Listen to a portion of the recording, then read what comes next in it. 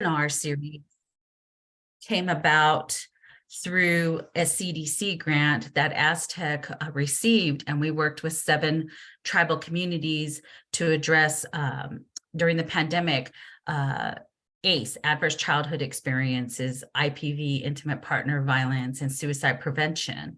And with our sub-awardees, they did some great outreach and education around those topics, but also created a communication product around intimate partner violence. And through our work together over the last 2 years, we realized we really liked being sharing resources, sharing information. And so this webinar series came about through that cohort and looking at what other training opportunities exist. And so I reached out to Megan's, the Mental Health Technology Transfer Center Network, and we connect with Bray and Daniel to talk about what kind of series we could put together. And so this is one of the first series that will be providing the last, I believe, Tuesday of every month. And this is around wellness. How can we create wellness within the programs that we work in? And then we'll talk a little more about signs and symptoms of depression, anxiety, violence, and then substance abuse. So we'll talk more about what this series would look like. I just wanted to tell you how this developed and how this grew here in New Mexico. And I hope you share the link with your fellow colleagues about what we're going to be doing the next 7 months. So that's it in a nutshell. I'm going to turn it over to Ray or Megan. So thank you very much, Charlene. Next up, we have Daniel Foster. Dan, are you available to speak?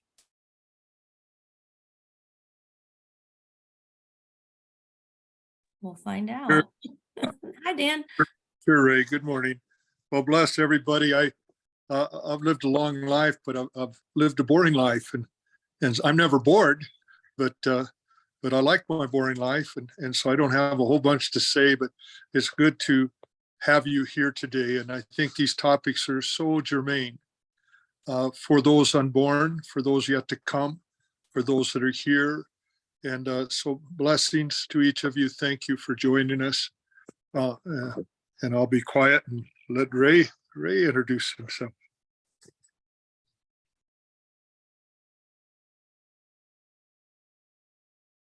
Unmute. It's always a pleasure to see my brother Dan and relatives here. This is my bio. I'm not going to get into too much of that, but I kind of look that way, I think, still. But my brother Dan has had a.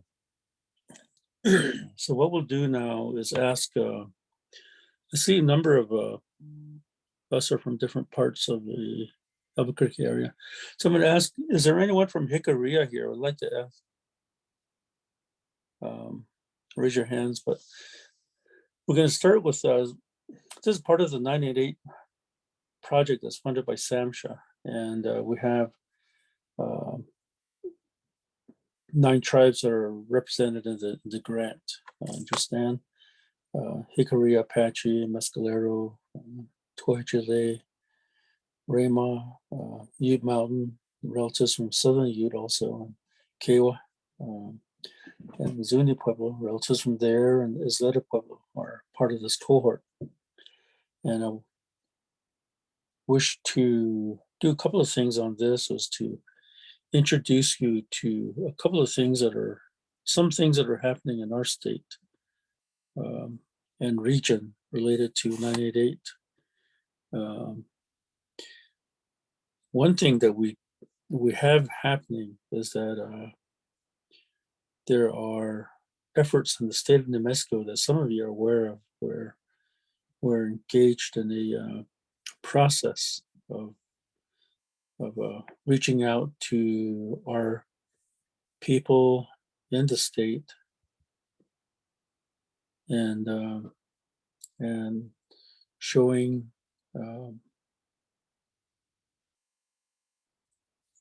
opportunity for our relatives to gain information about this new crisis system that's in place nationally, 988. It is a national initiative. I put into chat the hashtag that we use to begin touching lives of our relatives and allies in native country. The hashtag is hashtag Native 988. It's a hashtag that we're working on growing. And so if you search for that on Twitter, Google, Facebook, for example, you'll see information about different initiatives going on in Indian country related to 988. And it's a growing movement, I think. We also have in the, one of the blessings we have in the state of New Mexico is that we have access to a state-funded initiative where we can share information about 988 efforts in the state, and there is a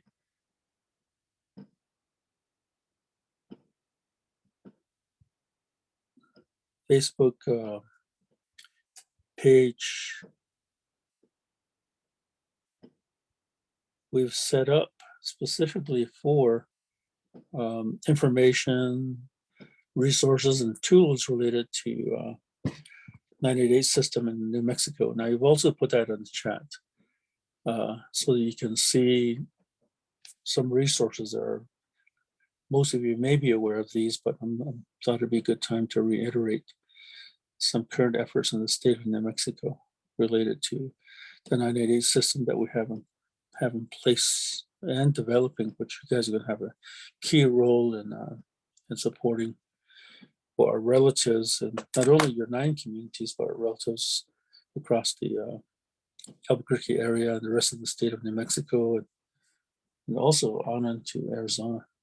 In my background, you see right there, a 988 background that a few of us use in our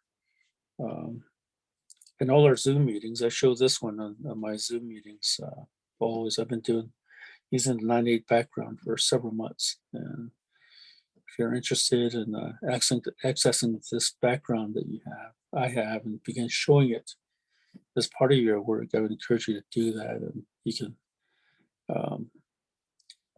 get links to the Zoom background that we have designed through the Facebook site that we have. And on the Facebook site, you'll see a web page that is available for all of us to use, apply, and learn from. So I wanted to mention these things. I think all of the communities listed here have had access to flyers, postcards, and signs related to 988 since late this summer. But this is some of what we're doing, and what you're seeing in the circle here is the logo that we've designed to teach and educate about Native 988 in New Mexico. So I wanted to share with each of you some resources before we move into the next session of the next slide of our time together. So as we go along, if you have any questions or thoughts, of course, put them in chat, and we can have discussion about that. Also in chat, as we do introductions, I'm going to ask each of you to put in your name and roll with the 988 program into chat so we can have that recorded. But I'm going to go down the line. You've heard introductions from Dan, myself, and Shar. And we're going to do some introductions of yourselves from here. I'd like to ask for your name, what ethnic affiliation you have, where your home community is, and what work you do related to this project that we're working on doing. What is your work, and how does this topic of 988 or suicide prevention, how's that of interest to you? So I'm going to ask Crystal to do an introduction first. Crystal?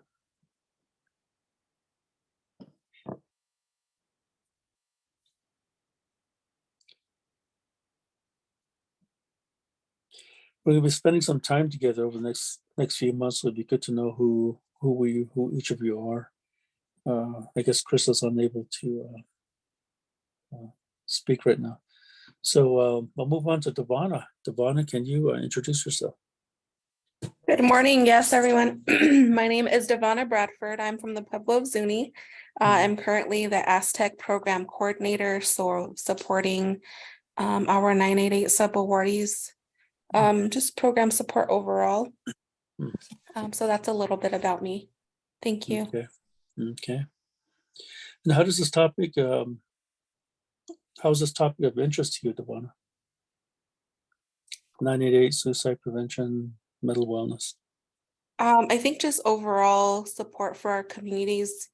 A lot of the work that I've done over the last 12 years have all been around topics that affect my own community and my own family. So just learning the tools we need to support our communities and our people overall. Thank you. Thank you. Thank you very much. So move on to Crystal. Crystal again, are you there?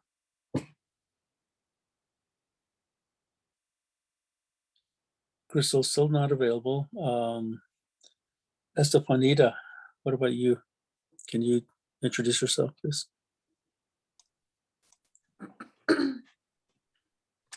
Hi, good morning. Good morning. Hope everyone's having a good day so far on a Tuesday. My name is Estefanita Calabaza. I'm from Santo Domingo, Pueblo, and let's see, ethnic affiliation, Pueblo Indian.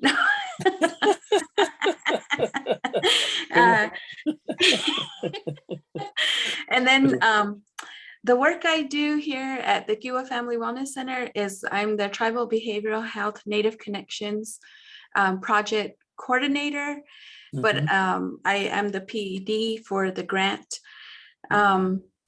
So I do a lot of mental health and suicide prevention work.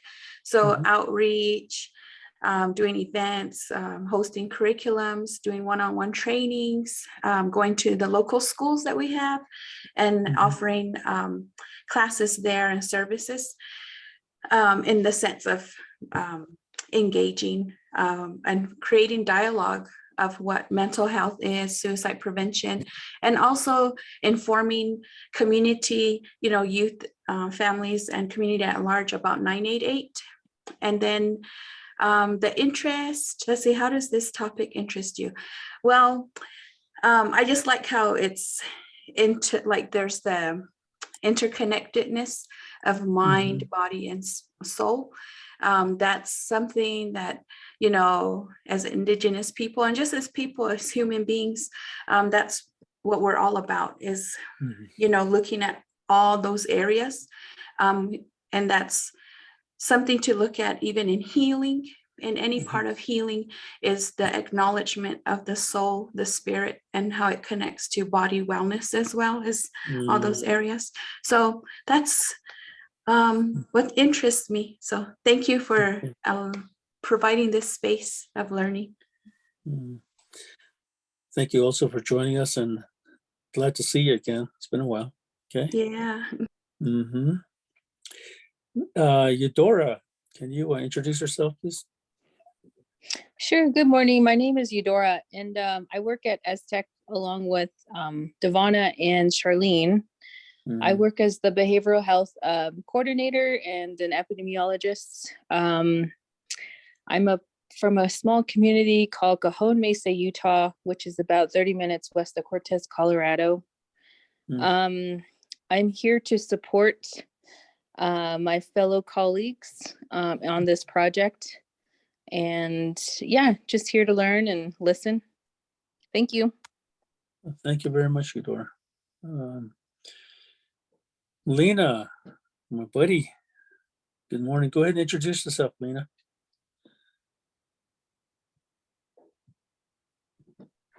Good morning, everyone.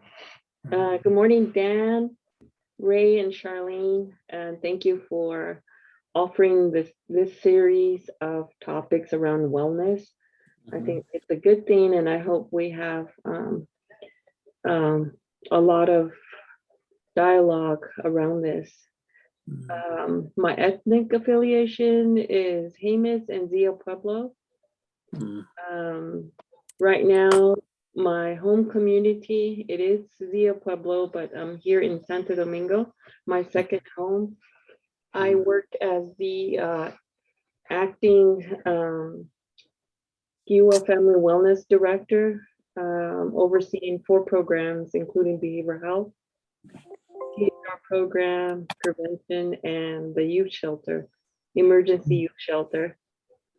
And I guess there's much to say about this topic. Again, that's the area of interest, my passion, especially substance use. And it's my interest in it is probably from day one, and that's why I've gone into social work and have done years and years of clinical work. Even though I'm administrative at current, I'm still very much into the clinical piece of it. And kind of everyday work life is helping people who present or who are court ordered around mental wellness, substance use, all the topics that you all will be presenting through the course of this series. And currently, you know, GIWA, us into the, we're a sub-awardee with the Aztec grant, SAMHSA grant.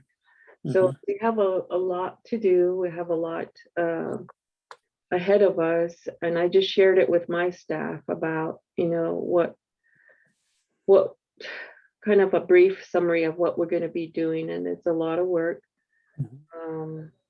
So I think the biggest challenge would be getting the community programs on board. I believe we have tribal leadership engaged now. I think that's something that I've said that's been difficult, but especially in Santo Domingo with the tribal officials being the first responders, they attended the first meeting last week with this grant, the 988 grant, which was quite refreshing, and I'm excited about it. And so, you know, there's lots to do, and I am excited. Just additional work. Aside from that, I'm looking forward to your sessions as a part of my own wellness. So thank you. Thank you very much. I also want to mention that among the many things that Lena does for us and with us is that she's also part of our advisory committee out of the University of Iowa for the Native American Behavioral Health Center. And so she's involved with Dan and I and a number of other people across Indian country, setting up sessions like other Zoom sessions that we do through the University of Iowa, and has been a great lead. In fact, one of the things that Lena is helping take a lead on right now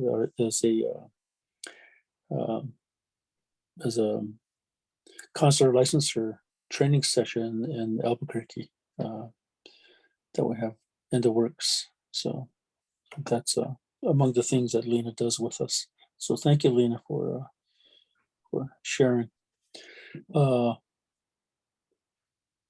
Marnella, can you introduce yourself, please?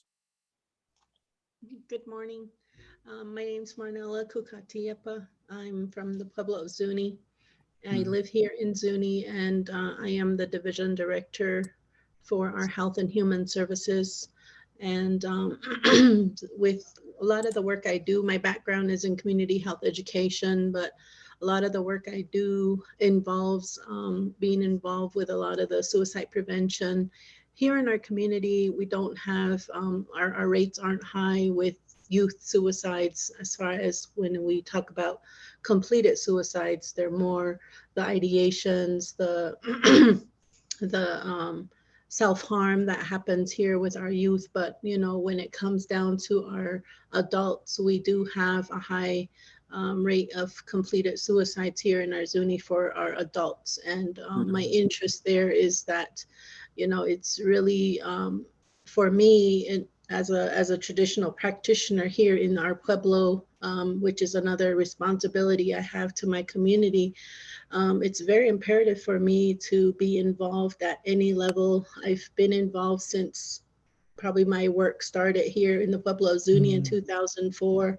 Our youngest here in Zuni that completed suicide due to bullying was 10 years old. So, you know, just having to know that we do have, I believe, 3 since I've started with the Pueblo of Zuni in 2004. But, you know, parents are also just as important because our children need their parents. And that's really where a lot of our suicidal ideations and attempts happen. So any way I can be of service to my community, and having to just be awarded the sub-award recently for our Shumakaloa Health Center is another thing. You know, again, as Lena said, adding more work to my plate. But, you know, I think that's one thing that I'm pretty engaged with my community. I can probably be like a talking, walking billboard in a sense. I always like to inform people of what's going on or where people can get help. So those are things that where I'm involved in my community. I do a lot of voluntary work on my own in my own community, but so those are just some of the things that I do to help my people. Thank you very much, and good to meet you also. Okay. We'll move on and ask Teresa to do an introduction, please. Good morning. My name is Teresa Ortiz, and I am Pueblo also, from Isleta and Hopi. I reside in Isleta, and I am a mental health clinician here in Giwa, at the Giwa Family Wellness Center, along with Lena and Estefanita and Tori. Let's see, what's my work? Like I said, I'm a mental health clinician, and I have always been very interested in behavioral health ever since I was very young. I do believe there is an importance when we have a balance in mind, body, and spirit. Mental health is and should be a priority for all of us, because if we don't acknowledge the importance of our mental health, that can affect everything else in our lives. So that is been my main work. And here in Giwa, as Lena said, we were a sub-awardee of the 988 grant. And so we are going to start that project. And it is important because in our Native communities, suicide is very high. And if we are able to provide more assistance and more support to our communities, hopefully we might be able to bring down the suicide rates. But I'm very glad to be here. Thank you so much for having us, and I'm hoping to learn more. So thank you. Thank you very much also for your introduction. Tori, can you introduce yourself, please?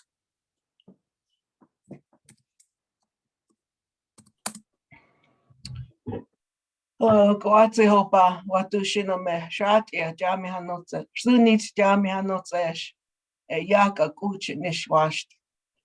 Hi everyone, my name is Tori. And Shatia is my given name. I'm from the Pueblo of Acoma. And I currently work at the Kiwa Family Wellness Center as well. And thank you for, and congratulations on this project. This is awesome. This is great. It's good to hear. What I do here at the Kiwa Family Wellness Center is I'm a CPSW. I've been a CPSW going on 4 years. Full disclosure, I have 26 years of sobriety. And I think part of that is due to what this program is about the mind, body, and spirit. There was a time in my life when my mind and spirit didn't connect. And I think that's really important as far as what the 988 has in mind is getting these things to connect with one another. So, and that's why it interests me. And, knowing that we're going to do something about it and, it takes action. And that is something that I'm really interested in doing and helping the community here. Because as Native people, there's help needed. And, it's something that needs to be implemented and talked about. I think a lot of Native communities shy away from that or really don't realize that there's somebody to talk to, and that's the importance I've learned is that if you have the support and you have somebody you reach out to, you can get out and talk about it. So thanks again. Thank you very much, Tori. It's good to meet you. Okay. And be able to share some time with you. We'll circle back to Crystal one more time. Crystal, can you introduce yourself?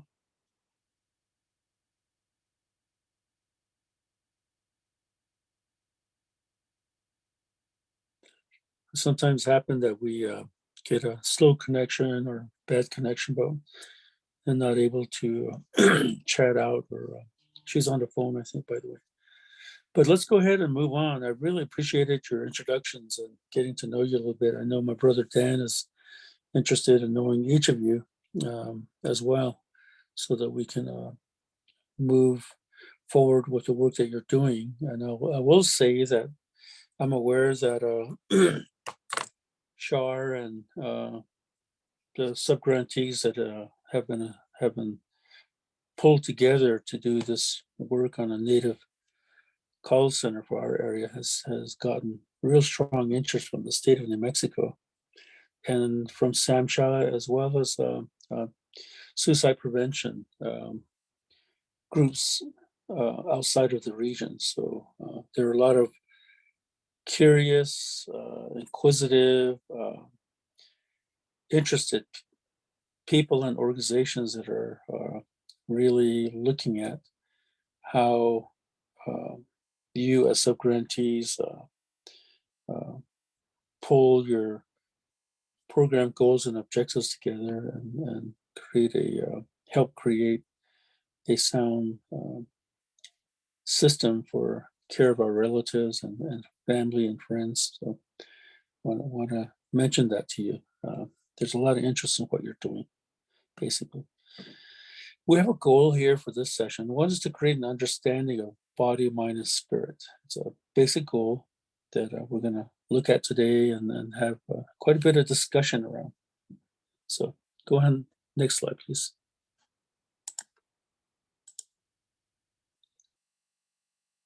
We have 3 objectives here. First one is, what does wellness mean to you? We're going to have a dialogue around that. And also maintaining balance between mind, body, and spirit. How does that look like? How does that process go for us? And then third objective is to look at what activities promote wellness of body, mind, and spirit. And so this isn't going to be a time together where you will hear me talk, because we have a team of tribes here together to work towards a common objective and common set of objectives and goals. My thinking is it's also a good time for us to share our perspectives on these 3 objectives. So that's where we'll be headed this morning. Thank you. Next slide. The first topic is going to be around the wellness and the mind. I'll share with you that this graphic that you're seeing on the right is a drawing that was made quite a few years ago by a Navajo traditional practitioner, a medicine man. The gentleman that drew this for us practiced a whole number of traditional Navajo ceremonies, and I had the pleasure of working with him and learning from him over the course of years and the time that we had together as co-workers and as a student and him as a teacher. But this graphic basically shows his thinking, his rendition of how our minds can be and how our minds can be daily around all the things that are happening around us. I call this a contemplation graphic. We spend much of our time contemplating and thinking through how we will be, what we will do, how we will respond to people, events, and things that happen around us each day and through the course of our life. So my elder here, his name is Gibson, drew this as a way to depict how we search for that clarity in our mind and how we sustain a good mind in a way that is helpful for us, but also helpful for our family members and relatives. And so I thought I'd show this as a way to get us going and on this topic. Like I said, if you have any questions or thoughts along the way, put them in chat or raise your hand, which will always be good to do. And let's see how we can make this time together worthwhile for us. Next slide, please. So I'm going to ask each of you to describe for us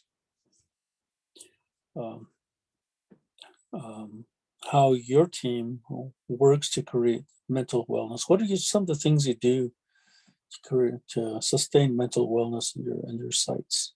How do you create it? So I'd like to hear from you and have some thoughts. What I'll do on the side is keep notes on this slide, and then later on I will send it back out to you, so you'll see the comments that you make. So who'd like to take the lead on this? Anybody? Otherwise, I'll start sharing names.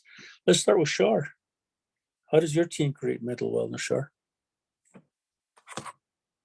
So we just started developing our team. Devana came on board in January, and Mary Costello, our evaluator, came on in October. And so let me think. The way we create wellness is always around food, I guess.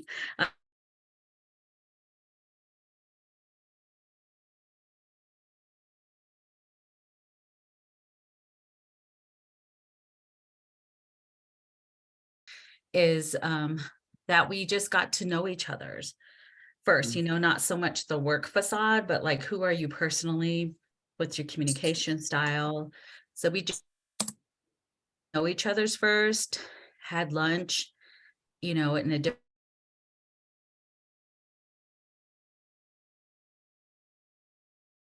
go have coffee, let's get out of the office setting and like do work.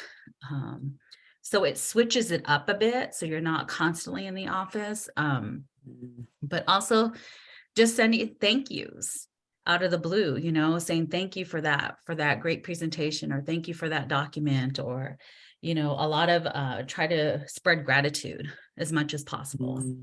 I really believe in that, because our jobs are stressful. Behavioral health is stressful. So I try to make sure I share gratitude. That's one way. There's quite a menu of things you do, Char. Devana, would you like to share your thoughts about this also? I think just reiterating what Charlene has shared already. I've enjoyed my time at Aztec just because the environment has been so welcoming and friendly. Charlene has done a great job of like onboarding and just sharing her tools. So that's been my experience so far with our team.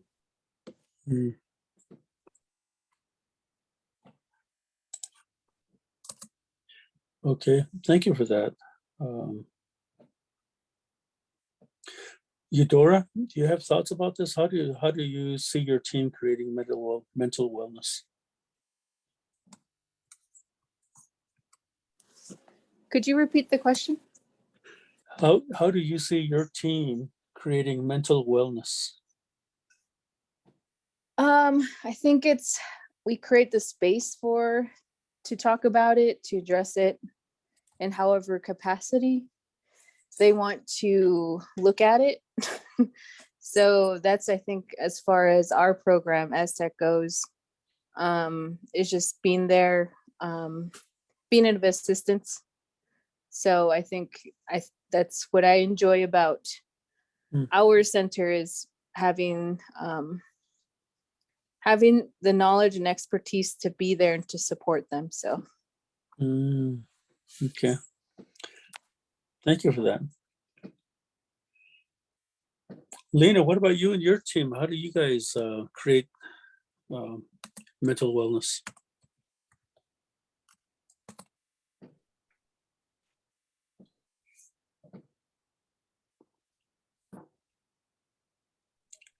I'm sorry, I was kind of multitasking. I hear that. I think it's probably something that we kind of do on our own and probably need to improve as a team. I think for the small things, it's like, greeting everyone, good morning, a thank you here and there. But it's probably something definitely that it's having to think how we can improve our mental wellness, because the type of work we do is can be quite stressful. If not every day, it's quite often.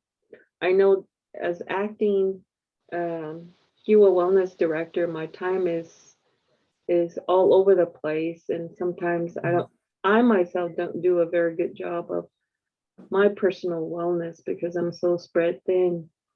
But I actually do try my best whenever we get the I don't know if some of you are familiar with that one email that comes in almost every week. It's on wellness. It's from the that's what I was doing. I was trying to find that email, but it focuses on the topic for the week. And what I do is actually I share it with all of the tribal communities. And on occasion, I'll get a response from an employee just saying thank you. But it's really, again, doing a lot of self-reflection for everyone. And so I guess that's one thing I can share us doing. And just this morning, again, maybe the second or third time talking about how we could,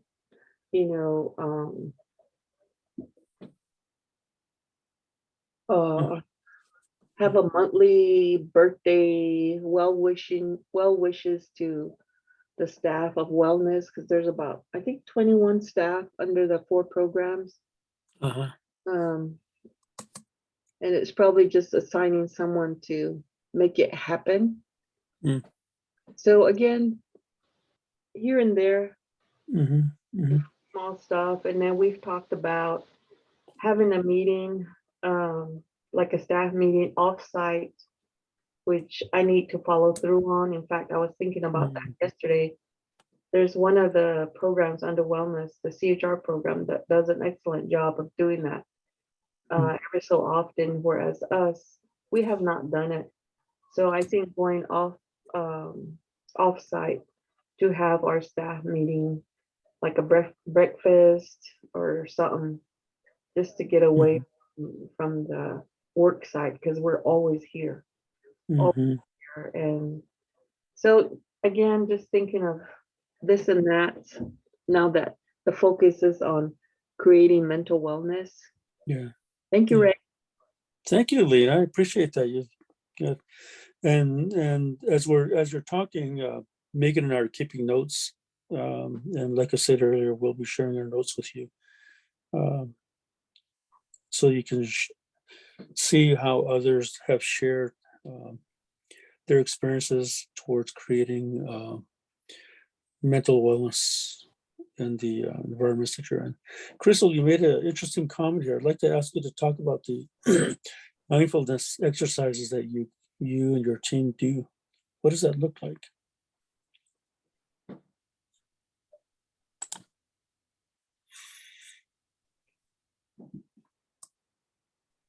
Ray, I'm wondering if Crystal's speaker may not work and maybe she could just use chat. Yeah, okay.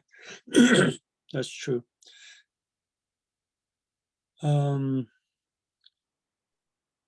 Estefanita, do you have thoughts on this particular topic? How do you create mental wellness in your environment? Yes, I have some thoughts. Mhm. Here at the center, there is no space for mental health here. It's really individual based, and it does create a burnout or a sense of kind of not being in a community. And so there is isolation that happens. And so how I create my mental wellness is, again, it's individual, just because we don't have that here at the center, is coming to the site and opening in prayer before walking into the door. Is what happens with me. And then working, when, again, individual based, it's not really communal, is like, greeting each other, that's like a given. But it would be nice to see how to create it in this space, especially, we work in the area to promote healthy wellness and stuff, but it's not projected by employees or individuals. And so, like, my thing is like, how can we be creative to have all 4 departments come together and really interact?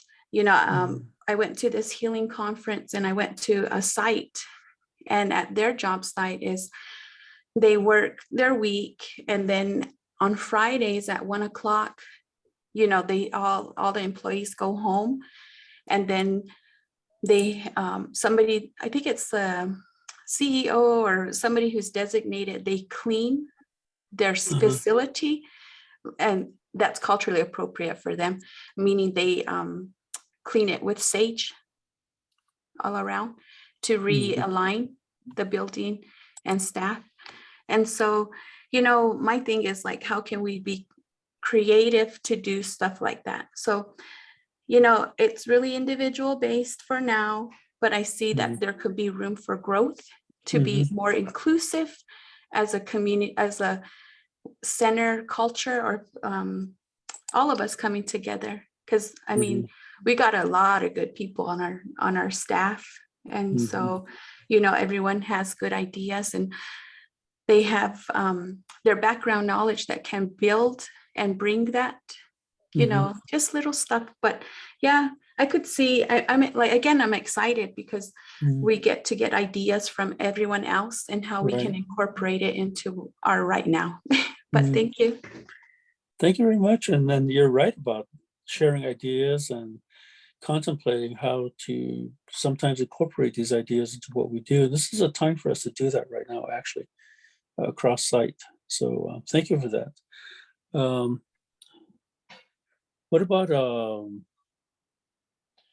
Marnella, can you share your thoughts on how you create mental wellness in your setting?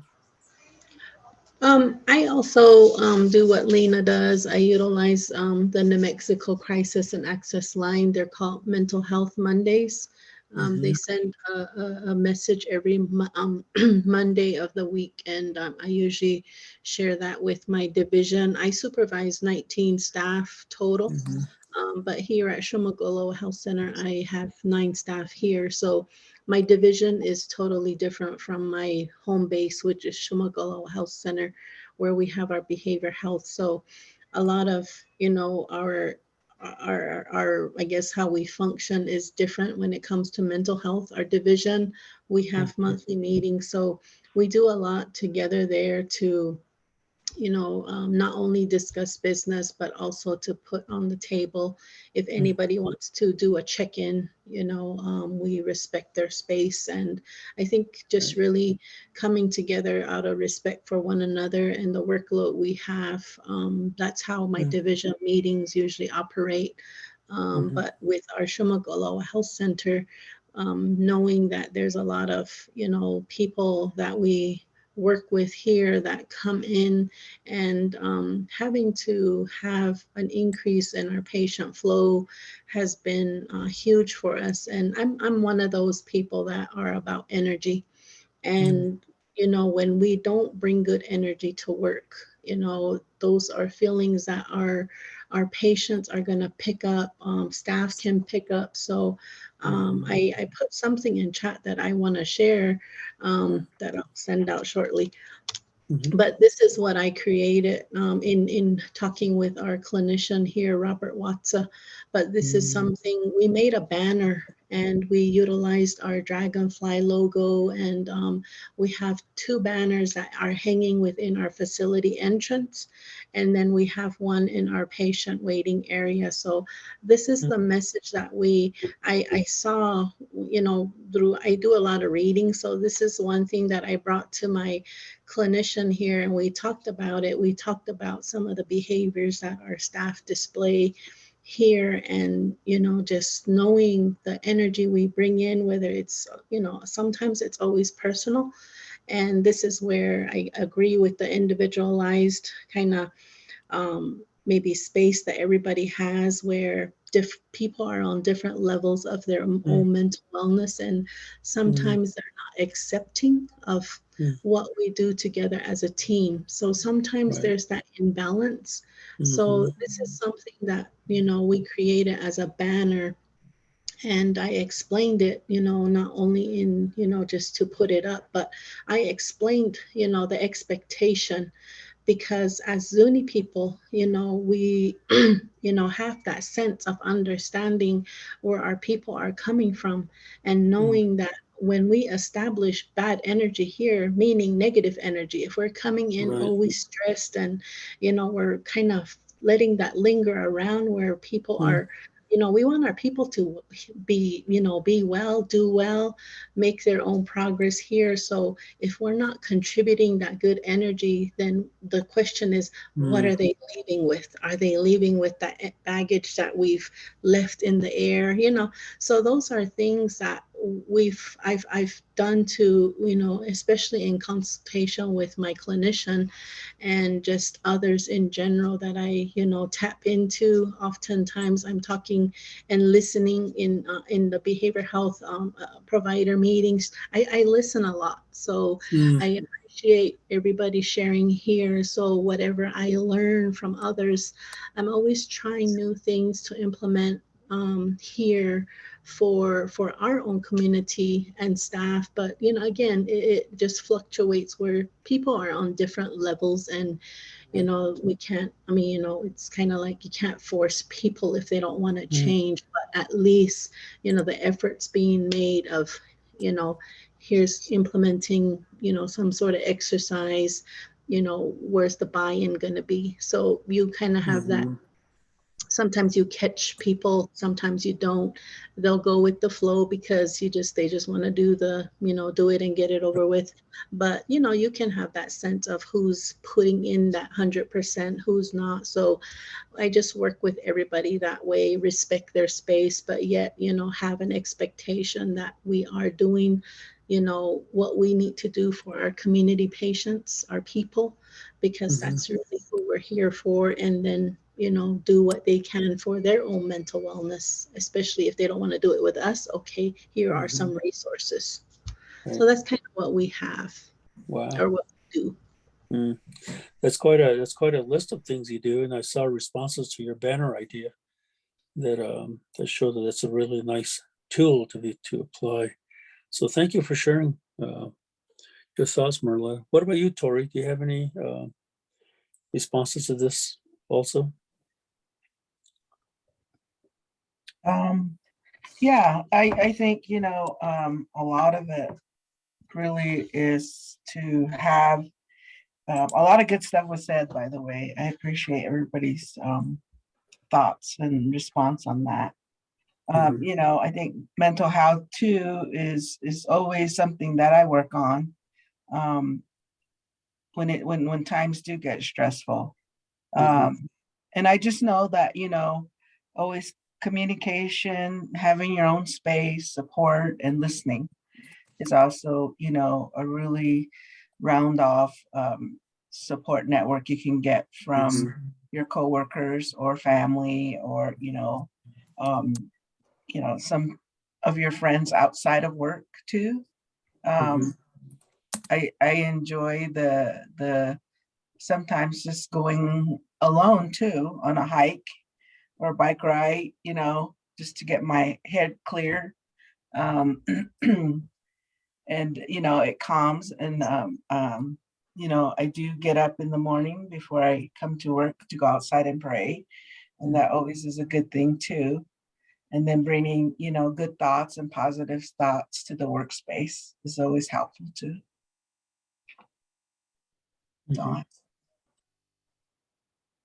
Thank you for that. What about Teresa?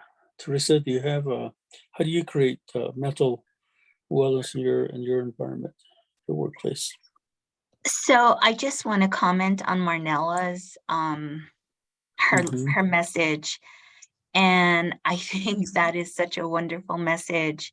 It really looks at taking the responsibility for your own self and actually the energy that you do bring. Sometimes, we may be having bad days, and, it's good when we check in with people. Our work family is the family that we spend probably the majority of our time with. And we grow close to one another, and it's important that we check in with each other, make sure that everyone is doing okay, because if that's not acknowledged, you pretty much are invincible. I mean, not invincible, invisible, which is not, it's not healthy. We in behavioral health, we are the people who are trying to improve, mental health with people that walk through our doors. And if we can't acknowledge that with each other, then there's something wrong with us as well. So, this all plays into the mind, body, and spirit work that we are trying to achieve, this balance. And, if we suffer at work, sometimes we do it in silence. And it's important that we are able to talk to one another, we trust one another, and, just providing that space to be able to say our truth. That is very important as well. The good energy is so appreciated and invited. And I think this Please take responsibility for the energy you bring into this space. Your words matter. Your behaviors matter. Our patients and our teams matter. Take a slow, deep breath and make sure your energy is in check before entering. I think that's just beautiful. But I try and make sure that I check in with my coworkers. They're important to me. We all have to work as a team, and you know, we're all human. We all have flaws, but we all have strengths as well. And I believe that honing in and acknowledging the strengths of everybody is so very important. But that's what I try to do. Excellent. Very good, very good thoughts from you, Teresa. I see that Lena really appreciates the words that the teachings that you're sharing with us also. So thank you. Thank you. So there's a whole, there are a whole array of processes that each of you engage in that is really well done, it seems. And I'm glad to hear that this is an active process of engaging mental wellness that you do. And the challenge that I heard from us is that we work on creating a space for mental wellness, an environment of mental wellness, but then from that is working to sustain that mental wellness, sustaining that wellness in the environment that we're working, because we have challenges. Go ahead, next slide, Megan. Because we face challenges in the work environments, the environments that we're in. And what does make our minds unwell? Well, I heard some comments around that. One comment was when baggage is, we all carry baggage. We all have adversity and negative things that come into our lives, and sometimes they stick to us, and that's what we say, what sticks to us. And when these negative things, events, thoughts stick to us, then we carry them around, I guess in the white way or the Lagana way, that's conceptualized as baggage. We have things stick to us, then we carry that with us into the places that we move in. And so leaving the baggage and figuring ways to shed that baggage or negative influences is valuable. I heard there's that's a major consideration in what makes our mind not well. Also heard that isolation can be a challenge for us. Individual isolation or isolation from our peers, co-workers, family members, and our community, and exploring ways to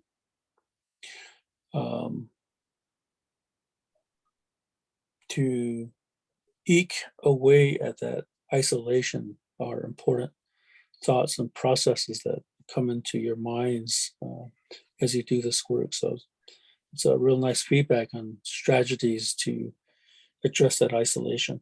In your dialogue, also heard that we all have bad days. So it kind of goes back to the baggage kind of thing, but a little bit differently. You know, sometimes I don't have enough coffee, for example, and I'm not feeling as chipper as I would like to, or sometimes I don't eat as well as I can or should, or go around sleep deprived, and so those bad days or bad moments kind of come into our world because of these factors.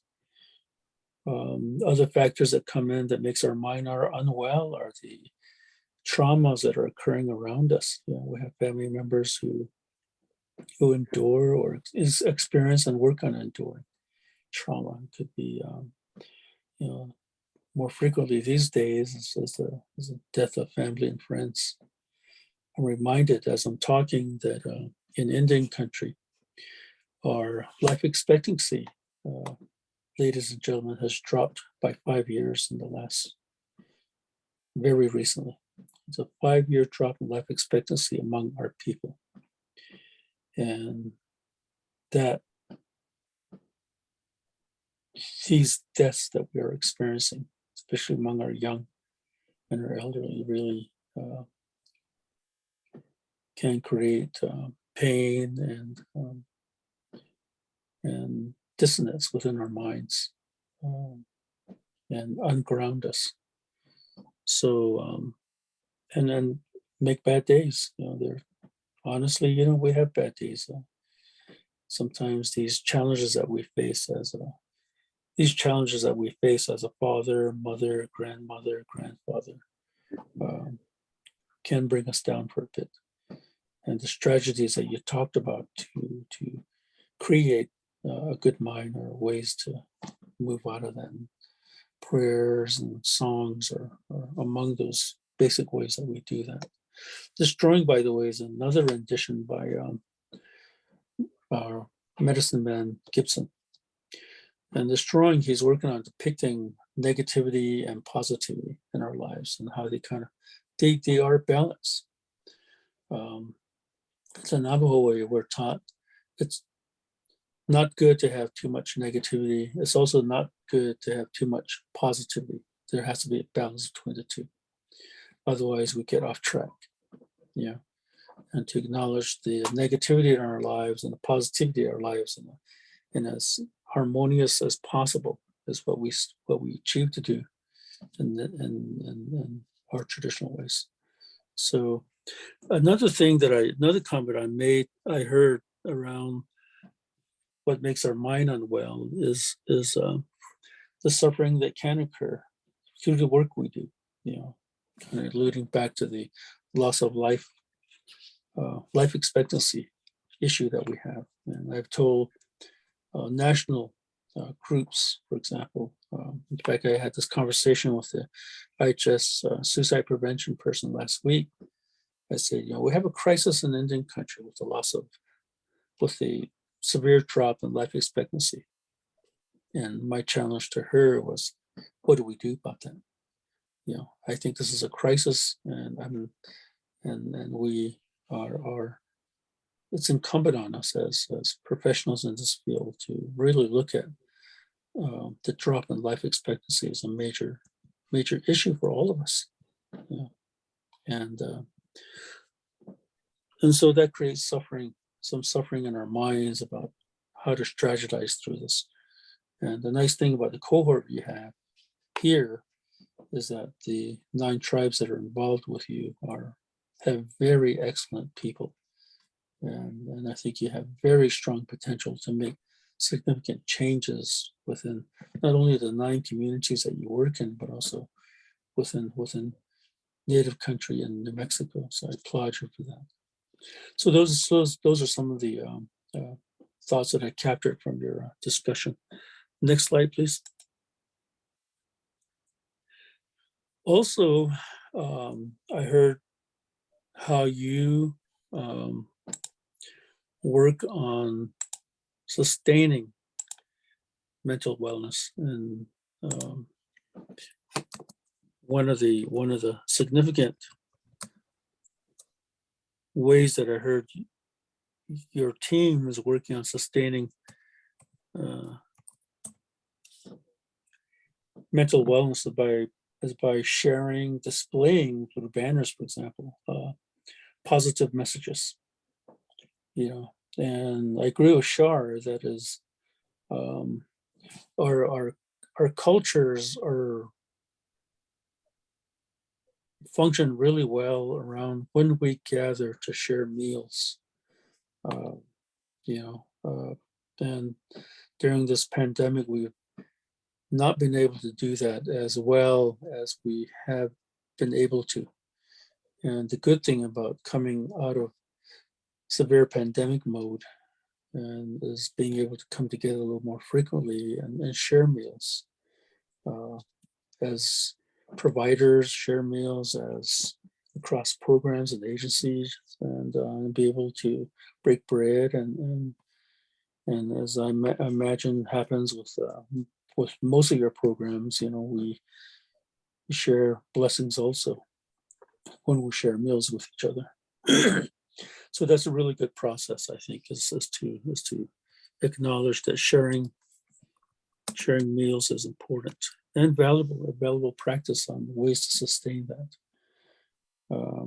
You know, I've been in settings where I've always kept a bowl of fruit in my office, for example, and let people know that was there for them as a way to share a meal that was a little more healthier than what some of us like to do. Yeah, I like my cinnamon bun as much as the next person, but these days it's not as good to consume that. But there are alternatives like that. So sharing meals, I think, is a really good process to do that.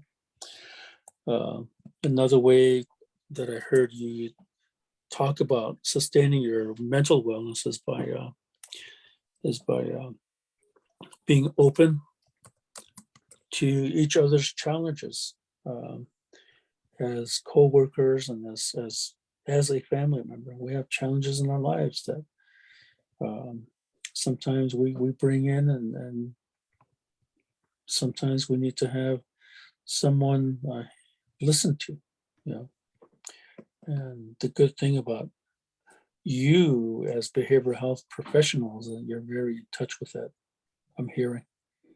And having met most of you and knowing most of you personally and professionally, I know that you do this very well and the best of your ability.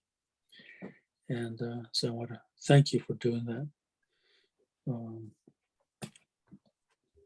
Being alert to being open with each other and searching for times when somebody may not be feeling as good as we know them to be, and seeking ways to help each other.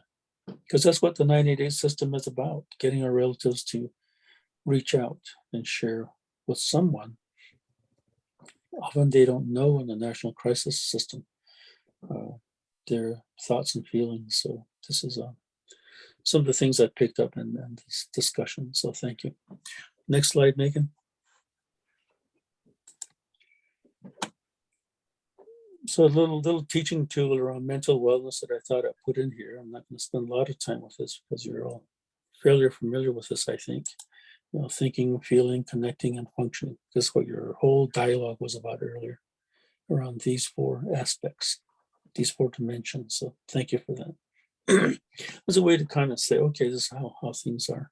And wellness involves all of this. The way our muscles exercise, and I heard some of the ways we do that. I'm a avid hiker, and when it's warmer, when it's not blizzard time, but those are ways that I take care of myself. I hike and eat snippets of our herbs when I'm walking around. Diet has become more important as I age. For example, as we age, that becomes more important, right, brother Dan? And our lives, I think, is valuing our life and the work we do is important, and having a positive approach to being. Next slide, Megan. Wellness in terms of our body or our physical aspects. Let's spend some time on this. I'd like to hear from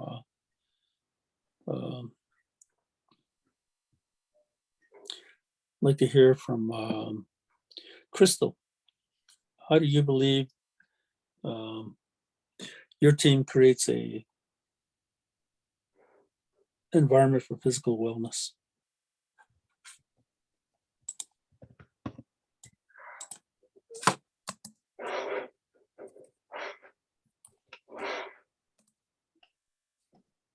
Ray, it sounds like Crystal's gonna put something in the chat because she can only do audio. Okay.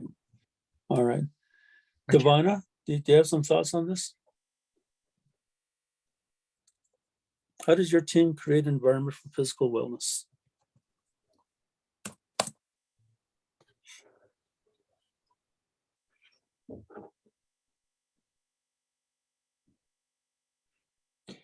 How about you, Shar? Can you share some thoughts on this? Yeah, let me think. So I don't know if our team does it, but I do know Aztec in general, folks will take a little walk, like for break, do a 10, 15-minute power walk. to just get the energy flowing. I know sometimes people will, use the desk stand or like, stand while you're working as opposed to sitting, stretching. I know that's what some folks at Aztec do. And then like maybe personally, just folks exercising, walking, biking. I don't know if this is physical wellness, but it affects the physical well-being. Is personally, I've just been trying to meditate every morning for at least 5 minutes and just calm the mind down a bit, instead of jumping up and rushing to do the things for work. So I try to take a good 5 minutes every morning and be intentional about what is it that I want to convey in the world. That helps center me for the day. I'm not saying I don't have chaotic days, because I do have chaotic days where there's just tons of things coming from all directions, but I do try and remember to take a deep breath, as everybody's been saying, and calm down. It's Right. the work will get done. It may not get done in the time everybody wants it to get done, but it will get done. So I try to remind myself of that. Yeah. Well, thank you for that. Those are very good points to make and to share with us. I'm going to ask on Kelly, do you have access to audio?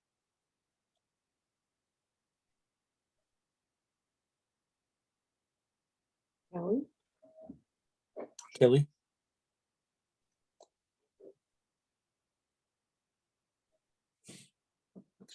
Okay. Estefanita, can you share with us how you and your team creates an environment for physical wellness? Yeah, well, with physical wellness, I know I can talk about like the Santo Domingo tribal entity as itself. They do offer like you to take up 15 minutes during your 15 minutes break or something to go to the wellness center here for like if you want to do like exercising or something. But that's like on the company level. In interdepartment, I don't know about that yet, but I know within our small unit in prevention, we really just, it's kind of like just acknowledging that if you want to get up and walk around, go ahead and do that, and like really just be mindful of yourself and your space. And yeah, so I'm not, that's kind of something. And then these are like thought triggering me because like you never really think about these things, but yeah, that's something I'm gonna have to really think about. Yeah, that's a really interesting comments about that, and we are challenged to explore ways to create a physical environment where we basically take care of ourselves physically. And I agree with you, Shar, that meditation is a key part of that, settling our mind and breathing and our circulation are very physical reactions to meditation and being able to meditate well and effectively, I think so. And those are important physical attributes to work on sustaining in our lives, I think, is meditation. And so it's a very strong physical activity. So thank you for sharing that. What about Tori? What are some ways that you create a environment of physical wellness? So here at Santo Domingo Pueblo, they have a really great exercise program going, and I just signed up for the March desk stretch. It's a 30-minute stretch session via Zoom. So I signed up for it. And they have good incentives here at the Family Wellness Center. The tribe has a really nice program set up where you can go and work out 30 minutes prior to work or after work or during your lunch hour. So that's a big positive. But yeah, I think that there's good resources out there, and even just for a walk too on our breaks, that's just helpful. But yeah, I'm looking forward to this this 30-minute stretch session. Well, this sounds like a really good process that you have developing and working on there. Is a Zoom-based approach to creating an environment for physical wellness. That's very innovative. Teresa, do you have thoughts on this, please? Yeah, so with physical wellness, just like what Tori had mentioned, our K-HOP, our GIWA Health, I don't remember the name of the acronym, but it is our fitness program. They do some of these physical programs for the employees, such as the stretching, 30 minutes of stretching. They also offer incentives if you participate. We are also provided 30 minutes of working out on top of our lunch break. If we're going to go to the gym or go for a walk or do something physical. So that's really that's a good incentive also.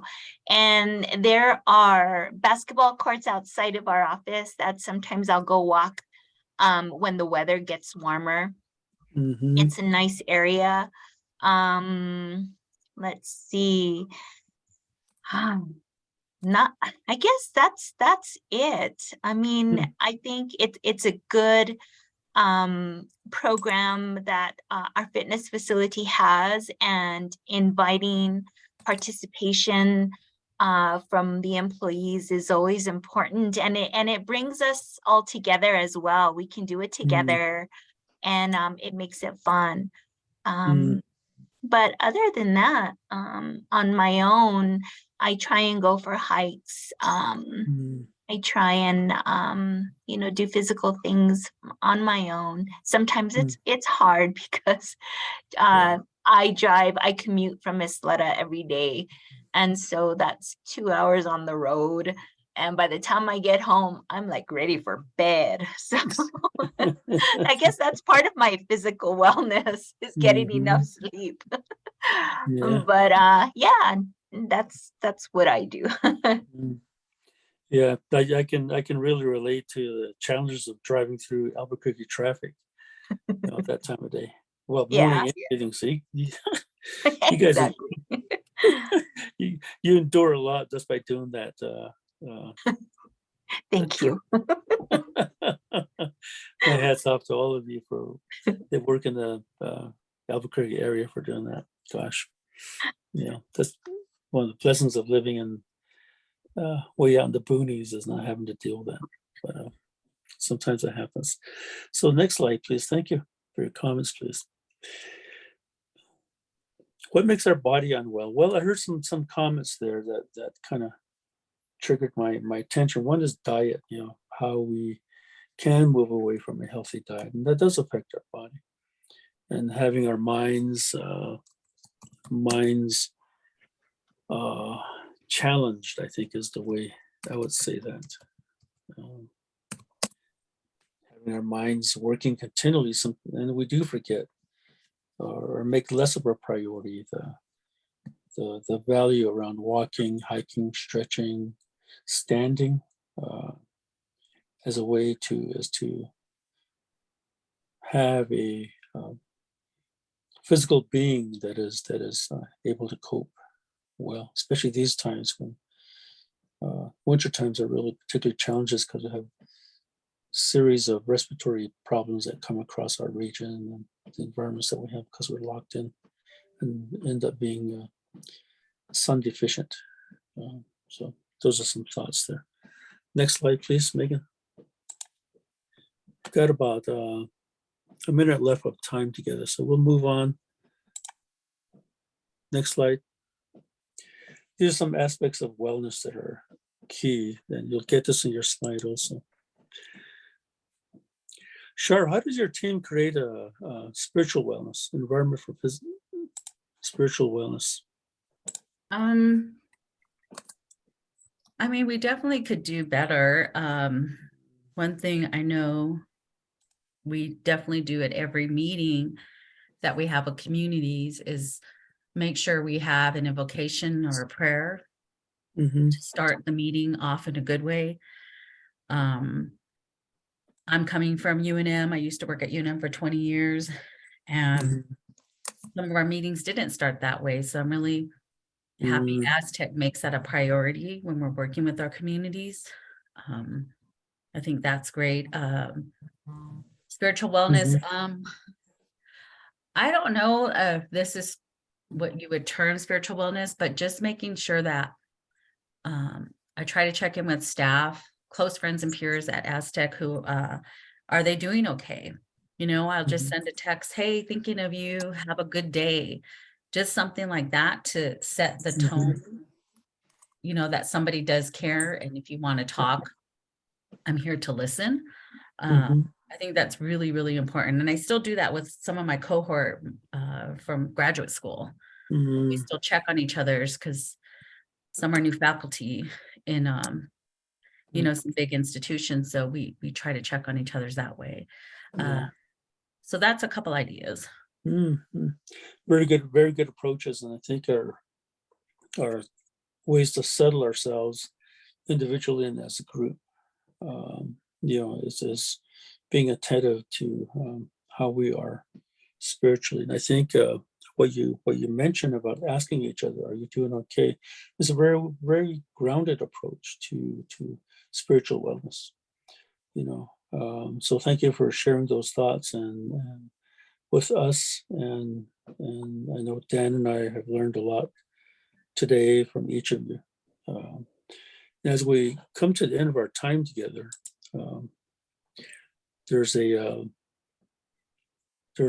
that graphic there about spirituality and wellness, and talks about freedom, peace, meditation as approaches to creating and sustaining spiritual wellness, prayer, among other things, and songs. So those are some thoughts there. Next slide, please.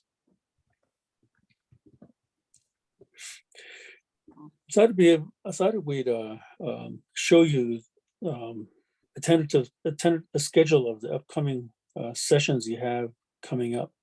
March, you'll have a session on signs and symptoms of depression. April, signs and symptoms of anxiety. May, signs and symptoms of grief and loss. And there are other topics coming on. There's a short list of what we have planned for the cohort that's going to be spending time together on the 988 program. Lastly, we have contact information. Devana is our contact. If you have thoughts, ideas for future sessions, or let us know through Devana. And Megan, my dear friend Megan from Iowa. The work that some of us do through the University of Iowa wouldn't happen without Megan. She's been a blessing to have in my life, and I know Dan's life, and many of us work in Indian country as a behavioral health consultant. She's opened a lot of doors across Indian country for me to be at and learn and share. So I want to say thank you to Megan for doing that for us. Been a joy to have in our life, and your learning along with us has been great. Appreciate you very, very much. Thanks, Ray. So with that, we'll begin closing, but before you leave, we'll do a blessing so that we have our days can finish up in a good ways possible. And I'll do the blessing in Navajo. In Navajo, we open our prayers by saying "Kodo Hojon Hasti," which it means from here. everything will be good. Everything will be blessed. That's how we begin our prayers. And we end our prayers with 4 times, which means everything is good, everything is blessed, everything is happy, everything will be good. That's how we close our prayers. And everything in between is our offering for each other to be well, to do well, to be safe, and to have good hearts and good minds. And that's the way Nahu blessings are constructed. I wanted to share those words with you. Kudojana hasli shema nasta shija yatil aro begin to ned on atlini kudon kildan atlo kwa ihi kredo kilda silne to not unlini kwa veda ilia not kudon kitrayada out edel to not kudo Kicheta solo do lefto in its case and told of the quality Kedon Hida Tanlini party at the end of the Wahi Kodo e Junico Nascono ne Cato lefto di Beta Iliado left in Anderson Zinike. Ado he carried up Picket and Lit Edo lefto Bandi Zildo left in Salt Kudo. By the corner Ani Lini Qua Stan of Sono Yato Kudon Hard largest Zildo left. And so just a quick the end of that. By Kudon Junagotrian Chadasi Idolizado, Tao Kudo Nascona ne Catholic and so Kudo, Ujanasli, Ujanasli, Ujanasli, Ujanasli, Ujanasli. As for our minds to be clear, for each of us to have good hearts, take care of ourselves physically, mentally, emotionally, and spiritually. So you all do good work, and ask for acknowledgement of our fearless leader, Shar, to continue being the kind of strong, good woman she is and leader in our community. So thank you for that, Shar. For my brother Dan to be well and to guide us through the next sessions that we have ahead of us. To each of you, have a good day, to eat your food with clarity, with a light heart and clear mind, because this is very important work we're doing. So thank you very much. You guys each take care of yourselves. Thank you, Ray. Thank you, everybody, for joining us. See you guys in 30 days. We'll be right back here in 30 days, exactly. Spread the word. Yes. And if anybody has more people that need to join and it's not working to register, please contact me. I'll get it all taken care of. All right. Well, Have a thanks. good day, everybody. Bye. Later. Bye, Dan. See you.